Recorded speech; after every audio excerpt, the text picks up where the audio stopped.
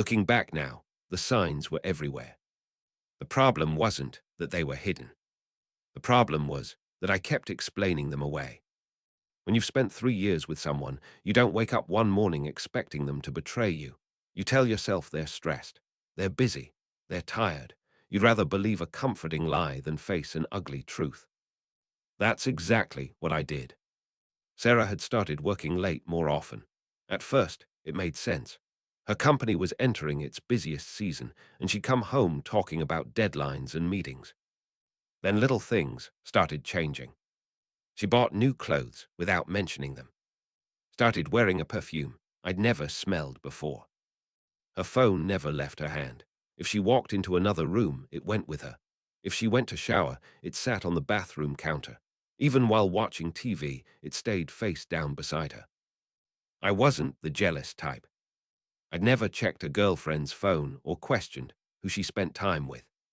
But I knew Sarah, and this wasn't normal. One night, I wrapped my arms around her while she was texting. She jumped so hard that her phone nearly slipped out of her hand. "What was that for?" she snapped. I stepped back. "Sorry, I was just saying hi." Her expression softened a little. "I've just had a long day." I accepted the explanation, just like I accepted every other one. The girls' nights that suddenly became every weekend. The work calls she always took outside. The smile that disappeared every time I walked into the room while she was using her phone. Deep down, I knew something was changing. I just wasn't ready to admit what it was. Last Tuesday, everything changed. I was folding laundry while Sarah was still at work. Her phone was charging on the coffee table. I wasn't trying to snoop. I honestly wasn't. Then the screen lit up. A message preview appeared before it locked again. "Alex, missing you already. Last night was." The rest of the message was hidden. I stood there staring at the screen. My stomach dropped. I didn't touch the phone. I didn't need to. That one sentence told me enough. When Sarah got home an hour later, she acted like every other Tuesday. She kicked off her shoes, tossed her purse onto the couch, and walked straight into the kitchen. "I'm making a shake," she called. I followed her. The blender drowned out the silence between us. She poured the drink into a glass, took one sip, then noticed I hadn't said a word. "You okay?" I looked at her. "Who's Alex?" For a split second, her face froze. Then something happened I never expected. She smiled. Not the smile I'd fallen in love with. This one felt cold, almost amused. "I was wondering when you'd ask." I frowned. "So?" She leaned against the counter like we were discussing the weather. "Alex is my boss." I waited. "And?" She shrugged. "We've been sleeping together for about 2 months." The words hit me harder than I expected. Not because she admitted cheating, because she sounded proud of it. No guilt. No apology. Nothing. "I needed someone stronger," she continued. "Someone who actually knows where he's going in life." She looked me up and down before adding, "Not someone who's happy spending weekends playing games with Ethan and pretending everything's fine." 3 years together. Reduced to a few sentences. I stayed quiet. She seemed disappointed, almost like she'd expected me to yell. Instead, I asked the only question that mattered. "Does Mia know?" Sarah laughed. "Oh, David, Mia's known for weeks." My chest tightened. "Our friends know too. Most of them. And nobody thought I deserved to know." "They understood," she said with another smug smile. "Alex can actually give me a future." I pulled out my phone. Without saying another word, I opened our group chat. "David, asterisk, did everyone know about this?" The reply came less than a minute later. "Ethan, asterisk, man, you're a good guy, but Sarah needs someone who's already established. Don't take it personally." Then Mia answered. "Mia, asterisk, we didn't want to hurt you. We thought it was better if you figured it out naturally." I read both messages twice. 3 years. Birthdays, road trips, holiday dinners, and they had all kept this from me. I looked up. Sarah was watching me with that same confident smile. She was waiting for me to lose control, to scream, to throw something, to become the villain in the story she'd already written. Instead, I smiled. The expression on her face changed instantly. For the first time that night, Sarah looked confused. She had expected me to yell. Instead, I grabbed my old duffel bag from the closet and started packing. "What are you doing?" she asked. "Leaving." She laughed, but it sounded forced. "Seriously?" I nodded without looking at her. I packed a few shirts, my laptop, some toiletries, and the folder that held my important documents. Sarah leaned against the bedroom door with her arms crossed. "So you're just giving up?" I zipped the bag shut. "You already gave up 2 months ago." Her expression hardened. "It wasn't that simple." "No, you never challenged me." I looked at her. I thought relationships were supposed to be peaceful, not competitions. She rolled her eyes. "That's exactly the problem." I picked up my keys. As I walked toward the front door, she called after me. "Where are you even going?" "I'll figure it out." "You're really throwing away 3 years." I stopped for a second. "No, Sarah." I looked back at her one last time. "You threw them away. I'm just refusing to pretend they're still here." Then I walked out. I ended up checking into a small motel on the edge of town. It wasn't anything special, but it was quiet. The owner, an older man named Frank, noticed I looked exhausted. "Everything all right?" he asked while handing me the room key. "I've had better days." He smiled. "Get some rest. Life usually makes more sense after a little sleep." I hoped he was right.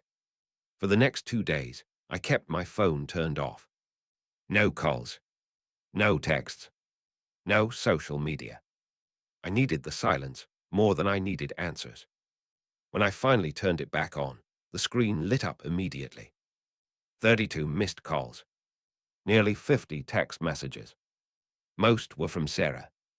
The rest came from Ethan, Mia, and a few numbers I didn't recognize. I ignored every one of them. Instead, I opened Instagram. That was my mistake. Sarah had already posted her version of the breakup. According to her, I was controlling, jealous, and emotionally abusive. She claimed she'd finally found the courage to leave me. Hundreds of people believed her. Some of the comments came from people I considered friends. None of them had asked for my side. I closed the app and tossed the phone onto the bed. A few minutes later, it rang again. This time it was Lisa, a coworker I'd trusted for years. "I figured you should know," she said. "Sarah's been calling people at the office." "What is she saying?" "That you're unstable and that she's afraid you'll come after her." I couldn't help laughing. Not because it was funny, because it was ridiculous. I've never even raised my voice at her. "I know," Lisa replied. "That's why I don't believe a word of it." After we hung up, I drove to my storage unit to grab a few more clothes. As I locked the door, I heard someone call my name. It was Becca, Sarah's best friend. She looked nervous as she walked toward me. "You need to be careful," she said quietly. "Why?" She glanced over her shoulder before answering. "Because this isn't the first time Sarah and Alex have done something like this." My stomach tightened. "What do you mean?" Becca looked me straight in the eyes. "Before you, there was another guy." Then she turned around and walked away, leaving me with more questions than answers. Becca's words stayed with me the entire night. "Before you, there was another guy." I couldn't let it go. Back in my motel room, I opened my laptop and started searching. It didn't take long to find his name.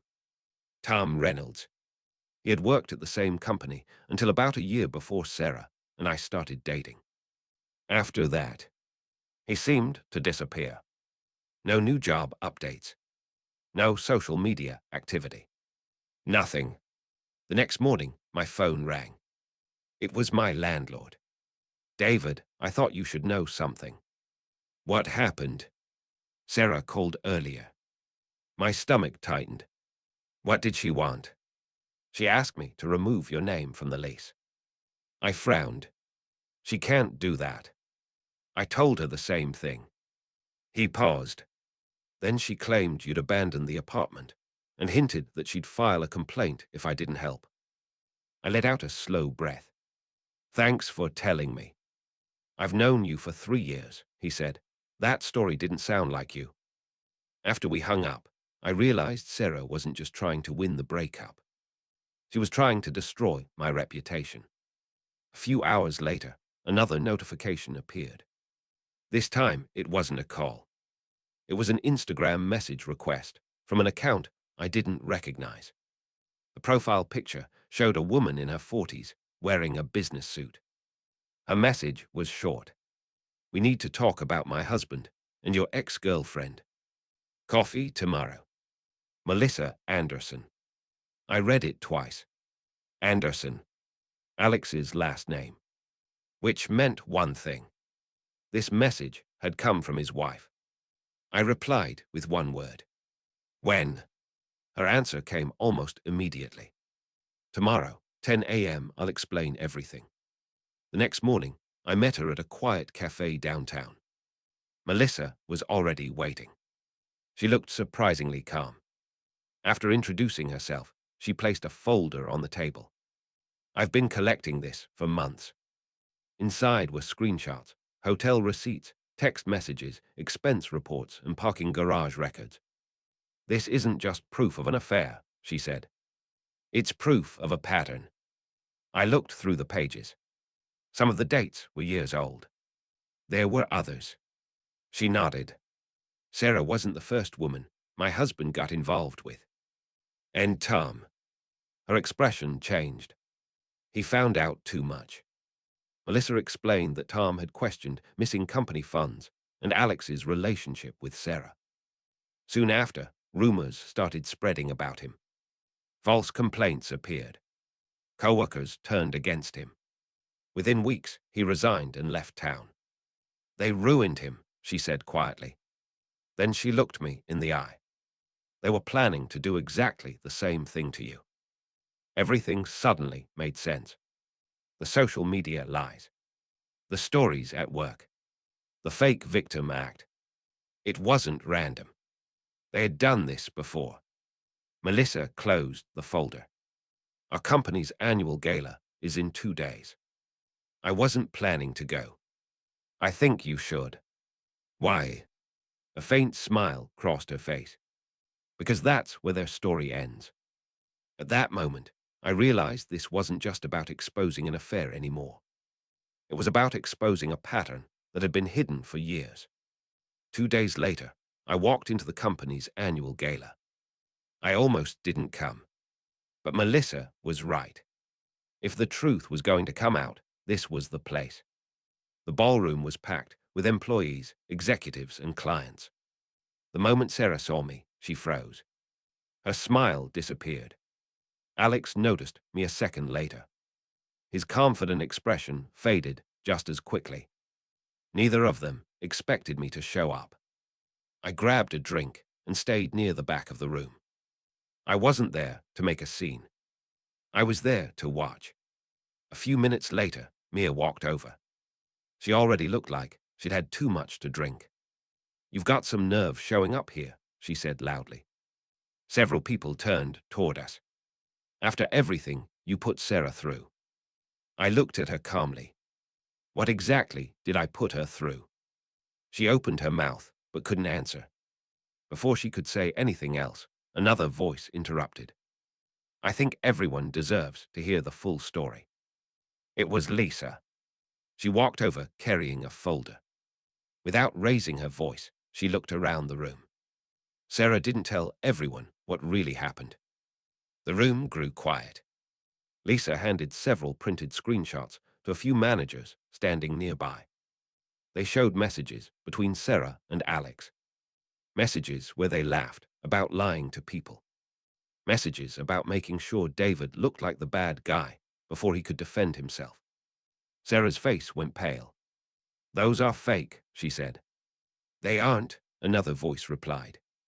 Melissa stepped into the room. She connected her tablet to the projector that had been set up for the company's presentation.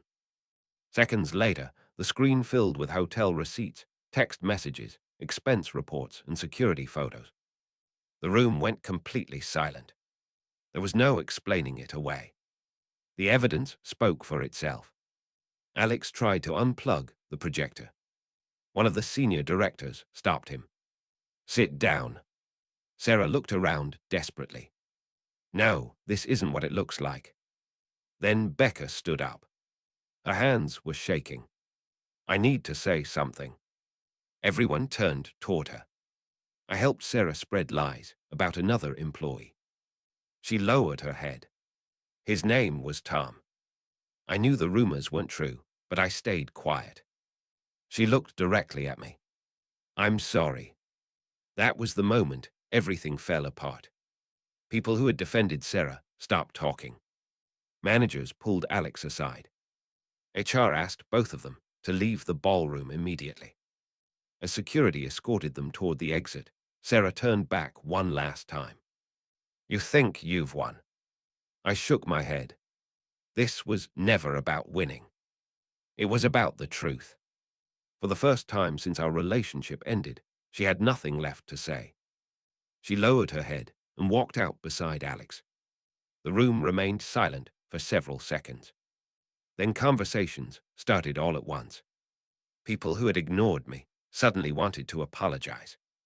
Others admitted they should have waited before believing Sarah's story. I thanked them, but I didn't stay. There was nothing left for me there.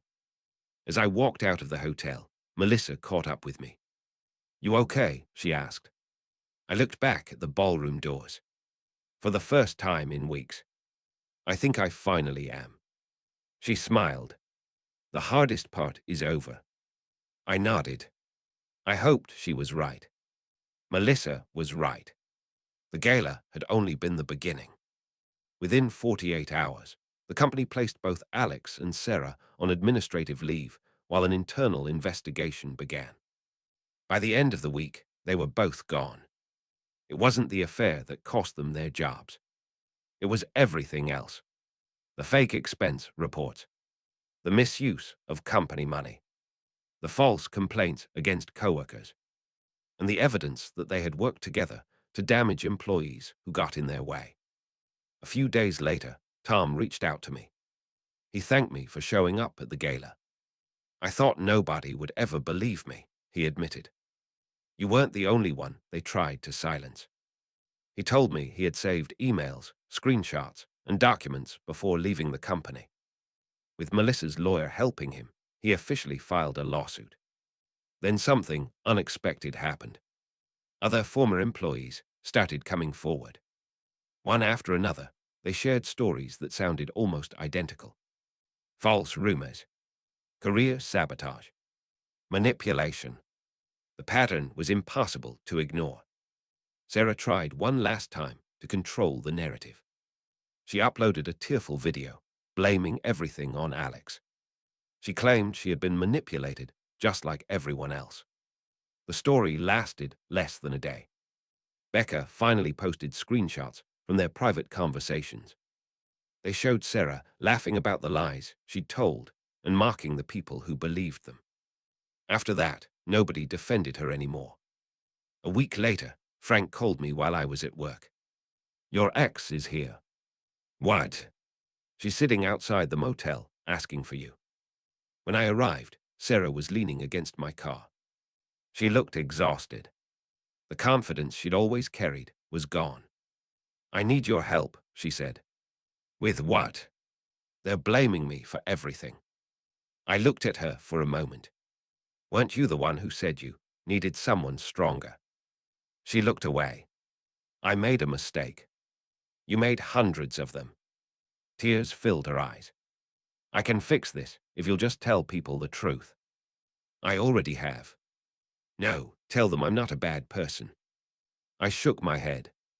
That's not my decision anymore. She stepped closer. So that's it. I smiled. That's it. For the first time since I'd known her, she had nothing left to say. She turned around, got into her car, and drove away. That was the last time I ever saw her. 3 months later, I moved into a new apartment across town. Work was better than it had ever been. The promotion I'd been working toward finally came through. Even Ethan apologized. He admitted he believed Sarah because everyone else did. I accepted the apology, but I never rebuilt the friendship. Some trust only breaks once. Looking back, I don't think Sarah ruined my life. She exposed the people who never belonged in it. The breakup hurt. The lies hurt even more. But losing people who choose deception over loyalty isn't really a loss. It's a filter. Today, my life is quieter. Better. I'm seeing someone new, and we're taking things slowly. No games. No drama. Just honesty. If there's one thing this experience taught me, it's this. When someone lies about you, don't waste your energy chasing every rumor. People who truly know your character won't need an explanation. And the ones who believe every lie without asking for your side were never really on your side to begin with. Sometimes karma doesn't need your help. All you have to do is step aside and let the truth catch up on its own.